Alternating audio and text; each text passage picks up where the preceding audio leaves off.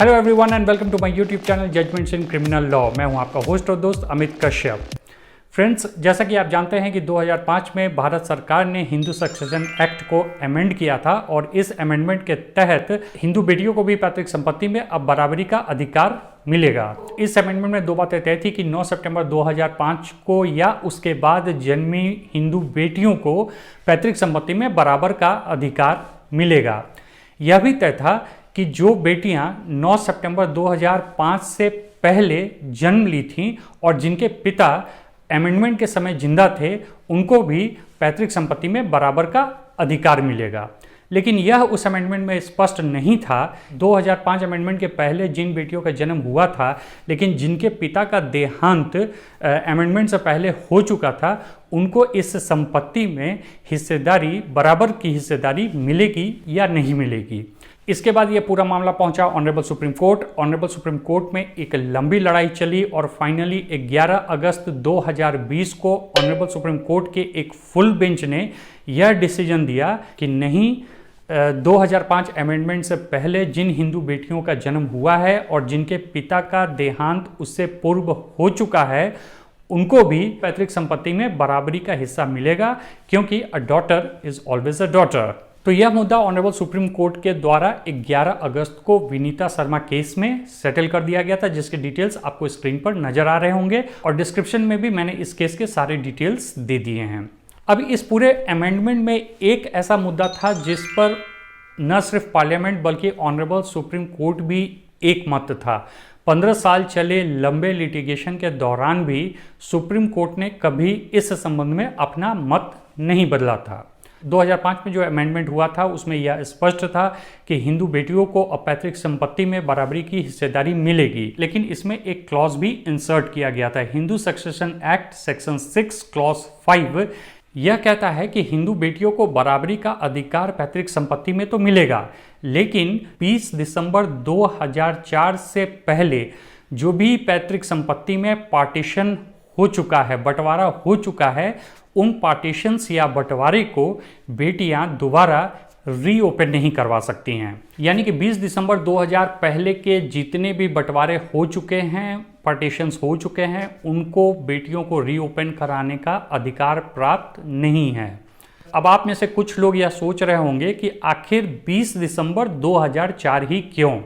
क्योंकि 20 दिसंबर 2004 को ही पहली बार यह अमेंडमेंट बिल जो है वह पार्लियामेंट में रखा गया था, इसलिए इसे कट ऑफ डेट मान लिया गया और यह निर्णय लिया गया कि 20 दिसंबर 2004 से पहले जितने भी पार्टीशंस हो चुके हैं उनको दोबारा रीओपन नहीं करवाया जा सकता है हिंदू बेटियों के द्वारा। लेकिन एक इंटरेस्टिंग एक्सप्लेनेशन यह दिया गया है कि यहाँ पर जो पार्टीशन है वह किस प्रकार का पार्टीशन होना चाहिए। तो हिंदू सक्सेशन एक्ट में सेक्शन 6 सब सेक्शन 5 के अंतर्गत जो एक्सप्लेनेशन दिया गया है वह है, for the purpose of this section partition means any partition made by execution of a deed of partition duly registered under the registration act 1908 और partition affected by a decree of a court. यानी कि Hindu succession act section 6 sub section 5 के अंतर्गत जिस partition की बात की गई है वह पार्टीशन या तो रजिस्टर्ड पार्टीशन डीड के थ्रू होना चाहिए या from a decree of a court होना चाहिए। यहाँ तक तो मसला बिल्कुल क्लियर है। यानी कि बेटियाँ 20 दिसंबर 2004 से पहले हुए पार्टीशन को रीओपन नहीं करा सकती हैं और यह पार्टीशन जो है वह या तो रजिस्टर्ड डीड के द्वारा होना चाहिए या from decree of a court होना चाहिए।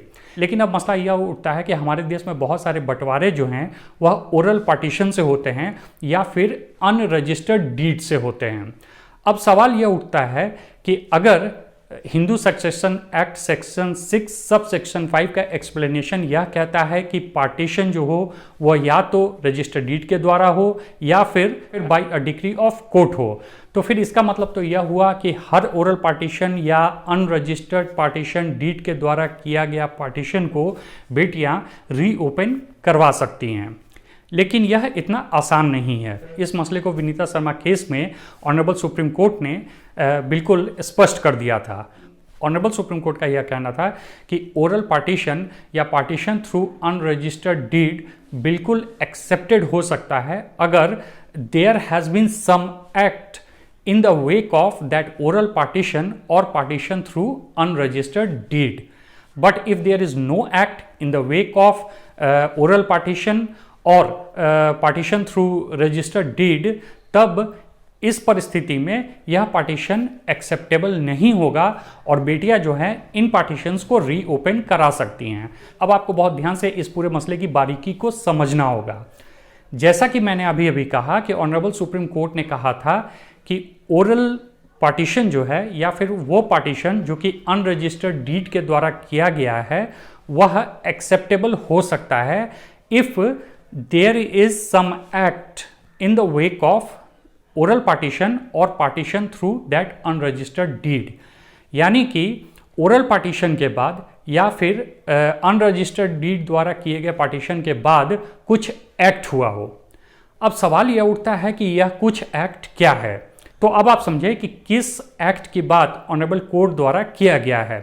एक्ट का मतलब हुआ कि जब ओरल पार्टीशन हो गया या पार्टीशन थ्रू अनरजिस्टर्ड डीड, उसके बाद पार्टीज ने कुछ एक्ट किया हो, जैसे जिसके हिस्से में जो जमीन पड़ा हो उसकी एंट्री जो है वो रेवेन्यू रिकॉर्ड्स में करवा दी गई हो, यानी कि म्यूटेशन करा लिया गया हो। किसी को ज़रूरत पड़ी हो पैसों की तो उसने अपनी ज़मीन को बेच दिया हो। किसी को रहने के लिए मकान की आवश्यकता हो तो उसने बंटवारे में मिले उस ज़मीन पर मकान बना लिया हो। यानी कि जितने भी राइट्स हैं दैट हैज़ बीन सेटल्ड और चेंज्ड।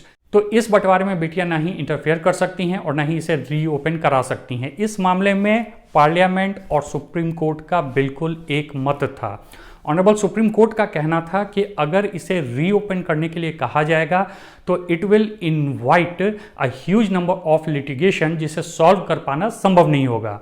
क्योंकि मान लिया जाए कि अगर 1990 में किसी पैतृक संपत्ति का बंटवारा हुआ हो सकता है उस पैतृक संपत्ति में मिले बंटवारे को बेच दिया गया हो, तो अब अगर उस पर फिर से रीओपन कराया जाए उस बंटवारे को तो we can not undid that act.